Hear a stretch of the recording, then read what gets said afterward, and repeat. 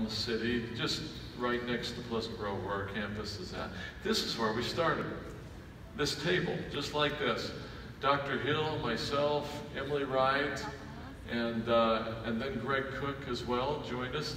And we met down here, and we had our first conversations about whether or not we should even try to start a new essential oil company. But this is where we started, until they finally kicked us out. You know why? Because we were talking too loud. You're not supposed to talk very loud in public libraries, so they asked us to leave. But this was back in the day, you know, we had this when pharmaceutical drugs had really taken over at least much of the United States, and natural products were not so big and not so well accepted. It also was a time in the United States where we are entering one of the very worst recessions that we've ever experienced. It was a difficult time. Many people are losing their jobs. Many people were losing their homes. Certainly banks were not wanting to loan any money or anything like that. It got very, very tight and very, very difficult. And this happens to be when we decided we were going to start doTerra. But we plowed ahead anyway. In these beginning times to fund the company, we first went looking for outside funding for doTerra, and we actually found some good outside funding, some people that were very willing to get behind doTerra financially. But in the end, of course, what do they want? They want control. They want ownership. They want more than 51% ownership. And we realized that if we did that, we gave up that control, that we would not be able to stay true to the mission of doTerra and to continue down the path we wanted to. So we came back, I remember from one of these visits in Times Square, New York City, and we were feeling, I was feeling like positive because, hey, we can get funding to start the company. At the same time, feeling very heavy, realizing that that wasn't the way to go. And so we came back and we thought, all right, we should fund this company ourselves. Now, I wasn't wealthy and rich, and neither was Dr. Hill or any of the other partners. And so we had to actually leverage our homes and take out loans against our homes and cash out our retirement money and things like that, and sell anything that we had that was of any significant value. I remember Greg Cook selling his trailer, and he had some little four-wheelers, and he sold those. Anything we could do to come up with cash, we did. And then we went for 13 months without being paid a penny, without being paid anything at all in doTerra. So it was a challenging time. I'm sure Dr. Hill could tell you a little bit about this too. It was not easy. It was a real trial of faith, I'm going to call it too. There were days that it got rather dark, and even though things were going pretty good, still there were days that fear would set in. You ever experienced that? A little fear in what you were doing, a little uncertainty, a little doubt, because something goes wrong and fear starts to set in, but we would just kept focused and plowing ahead, and we were able to make it over this bubble and make it through that time. This was also a time in the United States, and I think here and throughout the world, where the direct sales industry had a pretty poor reputation. It had a reputation that wasn't positive. Money is about, you know, physical things, about vacations, big homes, fast cars, a lot of these kinds of things. And they weren't things that we wanted to focus on. We are aware that they were viewed negatively by many people because they viewed them as promising a lot of money and earnings, and it didn't happen. Maybe being abusive of relationships with friends. These were the kinds of concerns. We wanted to build something very, very different. And we set out from day one to do that. Fortunately, we had some fantastic leaders join us in the beginning, almost all of whom had never had any experience in network marketing before. And we wanted to build a company where we could focus on those things that would be important to us, that would bring that retention. We wanted to focus on the product. We wanted to focus on retention. We wanted to focus on education of the products. You're going to see that today when Dr. Hill spends the balance of the day today doing a deeper dive on the product education with you as soon as I'm finished. So, we didn't start out big. We started out very small. This is some pictures of our very first oils. That lower right-hand picture is a picture of our very first meeting in doTerra. It's actually a picture of our very first meeting. It wasn't like this. It wasn't even the front row. We had 13 people in that meeting when we launched doTerra with our first meeting. 13 people. There was one problem. Half of them were our spouses, okay? Half of them were our spouses, if you look closely at that picture. So we started out small. We just would teach and educate. We would talk to anybody who would listen to us. Dr. Hill and I just remember we traveled all over the United States. And if we had a group of 50 people, we thought that was really big. That was great. But we kept teaching, we kept educating, and it started to grow. It started becoming something very, very real. I love this picture, this slide here, because it depicts what I'm talking about a little bit. Most companies in our industry are focused on the business. In fact, the business is typically the real product for most companies in our industry. The products themselves are just a vehicle for the real product, which is the business. Now you're going to find that in doTerra, we have a powerful, powerful business plan, a powerful compensation plan. I would argue one of the best, if not the very best, in the entire industry. But that's not what we focus on. As you can see by this picture here, we focus first on the products and on the people. So first, number one for us is the people. We focus on people. We focus on building people, on changing lives. And you're going to pick up more of that in the next couple of days here. We're very, very serious about this. This is one of the things that gives doTerra such a powerful, powerful foundation. Products are next most important thing to us. And essential oils are a powerful, powerful vehicle, without a doubt. And then, of course, the business. Typically, you won't hear us talk a lot about the business, not us as an executive team. I'm going to make an exception to that tomorrow, and I'm going to talk about it, something I haven't done for years. Now, this is an early picture of the founders, one of our first ever get-together shots, and I have fantastic partners, I'll just have to tell you. We have been together now for 10 plus years, and we know each other really, really well. And I'll have to tell you, we still like each other.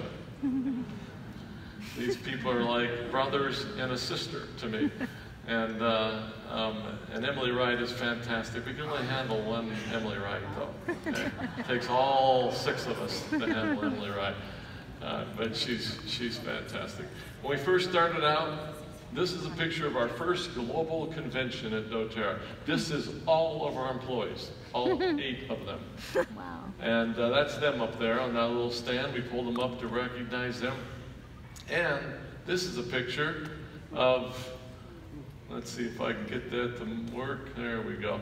This is a picture. Now, I'm going to tell you today, first of all, we have over 2,800 employees now today in doTerra, corporate employees, over 2,800. Now, this picture here is of you guys. It was all of our field that first convention in October of 2008. And we had a whopping 350 people there. 350 people. We have probably 4 times that here today. And so, but we thought that was great. We thought that was great. It was a great beginning.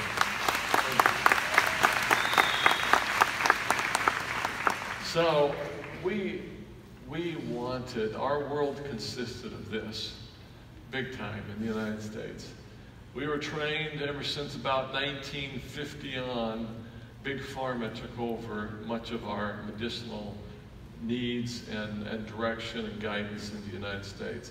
And people were very, very used to taking different kinds of drugs and medications.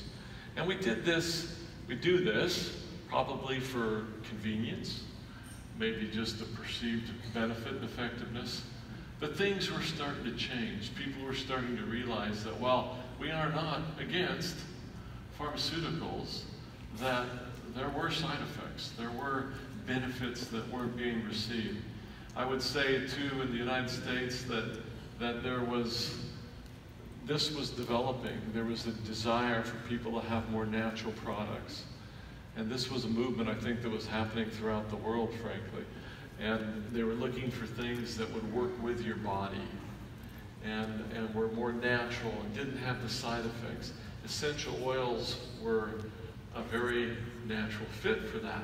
Now, essential oils, for those who are new to essential oils, and Dr. Hill's going to teach you much more today, I would just give you a mental image. When we dry steam distill, which is what we do with most of our oils, we dry steam distill an essential oil, we'll take 3,000 to 4,000 pounds of, say, lavender or peppermint or something like that, put them in a 10,000 liter stainless steel cooker, and we'll dry steam distill out maybe 3 or 4 gallons of product from that 3,000 or 4,000 pounds. Now, if I'm distilling something like Melissa or helichrysum, from that same amount of plant material, I'm doing good to get a kilo, okay? Or getting maybe a liter of essential oil out of that much plant material. That's why it costs more. That's why it's more expensive, is the yield is very, very low. If we go to something like jasmine or rose, even lower. And so you're going to learn a lot more about this as we go on as well. We also, at the time, when we were introducing and launching essential oils have been around for quite some time, but they were largely held in a kind of a healer's niche, or a boutique sort of a niche. That's where they existed. They hadn't really entered a mainstream population, regular mainstream population. We wanted to introduce essential oils to a mainstream population. We knew this was going to take a lot of work. Also, a big problem that we faced at that time is almost all essential oils were adulterated. They were not pure. They were either fully synthetic, or they were what we call engineered oils, where they would take natural components and add them to an essential oil and take a very low-grade essential oil and make it appear to be a higher quality essential oil. Well, we were against all of this. We wanted very high-quality, medicinal-grade essential oils, and we set out to supply that. Now, we came up with a standard back in those days because we had to. Therapeutic grade was everywhere. There was a French standard, that was out there that was used, AFNOR, they call it. There also was an ISO, a couple of ISO standards, but really these were standards that were set up for the perfume industry, and they cared nothing about the medicinal quality of an essential oil. And so we needed to develop a new standard that would focus in particularly on the medicinal properties and the purity of an essential oil, making sure that it was completely natural as nature had produced it, and not something that was engineered or built by a human being. And so these were huge focuses for us that frankly were very difficult and very hard to do in those early days. Now, we also knew that if we were going to take essential oils out of this kind of hidden healer's niche that they were in and bring them out mainstream, that we would need to validate and substantiate them according to Western medicine standards. This means the scientific method. Some of you may be familiar with that, where you set up a hypothesis, 1 or 2 or more hypotheses, and then you take them through a series of tests by qualified, usually PhD research scientists, and you prove your hypothesis or you disprove your hypothesis. Either way, we're looking to prove that according to the medical standards, that an essential oil is effective. One of the early studies that we did back in those days was a study we did with Oklahoma University.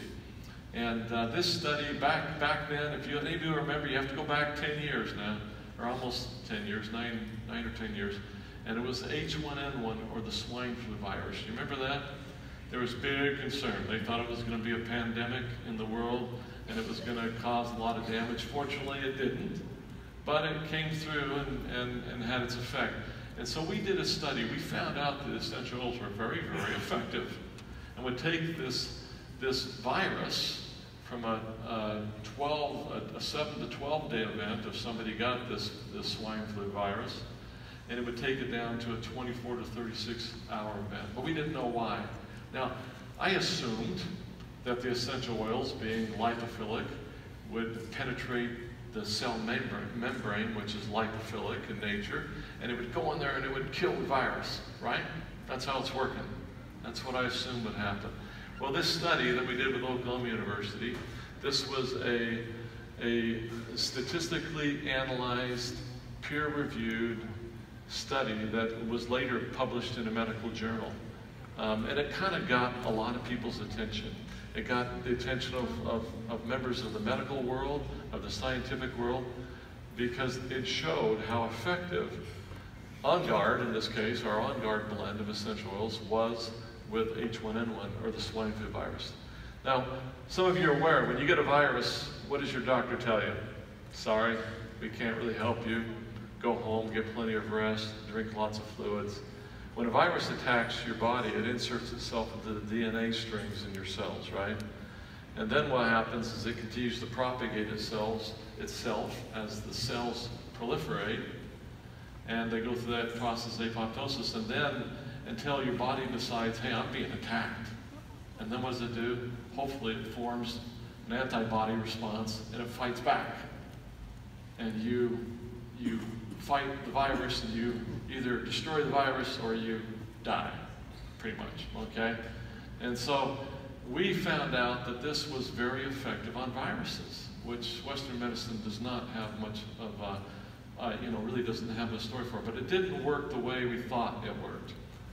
And actually how it was slowing it down was something that they call, it was the ability that cells have to communicate with one another. And it's a process of a protein synthesis where they'll communicate, and that's how a virus is able to propagate itself. I don't fully understand how that works, but when we stop the communication of the ability of those cells to communicate with one another, through this protein translation process, it literally would make a very short shelf life, so to speak, for the virus. And so it would just die out very fast. I know that virus hit my family back in the day. With all my kids, they got it from friends or something, and we were able to handle it very quickly. But this got a lot of attention. This is one of the first studies. Since then, we've done many, many, many, many studies like this and others over the years. And Dr. Hill may share a little bit more of that with you. So we will be, of course, sharing a lot of this as we go forward. We will be increasing our budget for this in a significant way and getting much more aggressive in this space. In fact, we just formed a partnership with a very noted cancer research institution in the state of Utah called Huntsman Cancer Research. And we just did a very large donation. We're working with them to build the new Women's Cancer Research Center. And you'll hear more about this here in the years to come. But with that, we also are building a new medical building on our campus in Pleasant Grove, Utah. Now this picture is about a month old. It's made a lot of progress since then now, and it's due to be completed in April of next year. And this will be a good size, 41,000 square foot medical center where we're going to have our own clinics. Now, some of you are aware, we actually announced at our convention last month that we're opening clinics in many places throughout the United States, and eventually we'll move throughout the world. But these are clinics that will use both your Western allopathic medicine as well as your alternative holistic medicine, the essential oils and other modalities. And so we're very excited about that. You're going to hear a lot more. It's a natural move for doTerra to move into this space because we can, because we're so effective. And it's going to further validate and substantiate the essential oils in a fantastic way. If I had an extra 30 minutes today, I would just talk about this because it's very fascinating. But I mention it to you here today just so you can be aware of it, know what's going on, know that it's happening, and know that you'll be hearing a lot more about it as one day we, probably in the not so distant future, we bring it here to Brazil as well. So this medical facility, let's see, one more slide here, there we go. Whoops, I missed one here, but anyway, here we go. This is what it will look like when it's finished. And it's right across the street from our main campus there, if any of you have ever visited that campus. So, moving on here just a little bit. I'm going to shift gears now. I want to share with you a little bit about